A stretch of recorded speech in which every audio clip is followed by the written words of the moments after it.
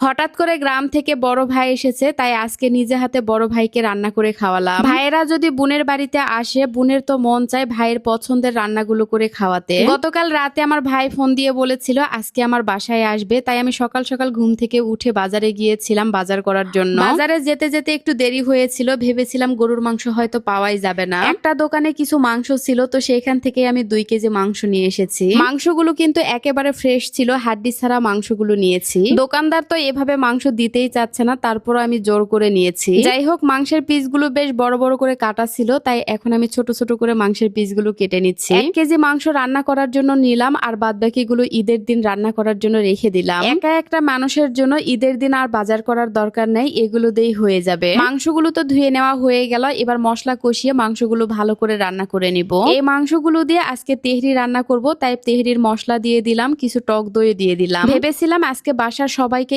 ইফতার দিব, সেই অনুসারেই কিন্তু রান্না বান্নাগুলো করছিলাম, কিন্তু পরে আর দেওয়া হলো না। এদিকে আমি বেশি করে ছোলাও বসিয়ে দিয়েছিলাম, যেহেতু ছোলাগুলো সিদ্ধ হচ্ছে না তাই বেশি করেই পানি দিয়েছি। বাজার থেকে আসার পরে আমি ছোলা এবং ডাল ভিজিয়ে রেখেছিলাম, কিন্তু এই অল্প সময়ের মধ্যে কোনোটাই ভিজেনি। বেশি করে ডাল ভিজিয়ে রেখেছিলাম, যেহেতু সবাইকে ইফতার দিব, বড়া বানাতে হবে। কিন্তু আমার 2-3টা রান্না বান্না করতেই সময় শেষ হয়ে গেছে, যার জন্য আর আজকে ইফতার দিতে পারিনি। পুরা রোজার মাসটা গেল, বাসায় তেমন ইফতারের আয়োজন করা হয়নি, কারণ একা মানুষের জন্য ইফতারের আয়োজন করতে একদমই ইচ্ছে করে না। বড়া বানানোর জন্য ডাল রেডি করে নিলাম, আর এদিকে গরুর মাংস রান্না করা হয়ে গেছে। ছোলা তো এখনো সিদ্ধ করতেই পারিনি, প্রেসার কুকারটাও নষ্ট হয়েছে, যার জন্য প্রেসার কুকারেও দিতে পারিনি। এবার আমি একে একে পেঁয়াজগুলো ভেজে নিলাম, আজকে অনেকগুলো পেঁয়াজ ভাজা হয়েছে। ইফতারের পরে পেঁয়াজগুলো বসে বসে খাওয়া হবে। যাই হোক, এক পাশে পেঁয়াজ ভেজে নিচ্ছি, আর এই পাশে আমি তেহরি রান্না করব। ভেবেছিলাম অল্প করে তেহরি রান্না করব, কিন্তু চাল অনেকগুলো ভিজিয়ে রেখেছিলাম, যার জন্য বেশি করেই রান্না করা হয়েছে। ছোলা রান্না করা হলো না, কারণ ছোলা সিদ্ধ করতেই পারিনি। এদিকে ইফতারের সময় হয়ে গেছে,